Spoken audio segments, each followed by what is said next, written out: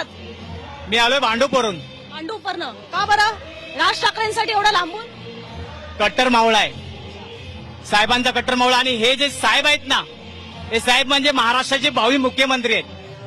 आजपर्यंत महाराष्ट्राने लेचेपेचे बघितले. खंदा मुख्यमंत्री बघायचा असेल तर सन्मान्य राजसाहेब ठाकरे, आणि ते इकडे येत आहेत आता. पण कसं होणार? कसं होणार म्हणजे काय? सगळी ताकद उभी राहणार.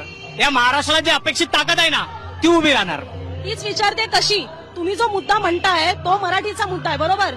आता मराठीच्या मुद्द्यावर महाराष्ट्रभरातनं तुम्ही कशी मतं आणणार की ते मुख्यमंत्री? आम्ही महाराष्ट्राच्या कानाकोपऱ्यात पोहोचणारी मावळे आहोत, मनसैनिक आहोत. आता झाली ना विधानसभा निवडणूक, मग आता 2029 येईलच ना.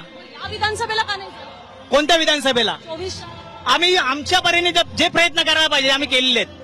तरी मुंबईत एखादा आमदार येऊ शकला असता. मॅडम, भाजपाची 1982 झाली, 2 खासदार होते.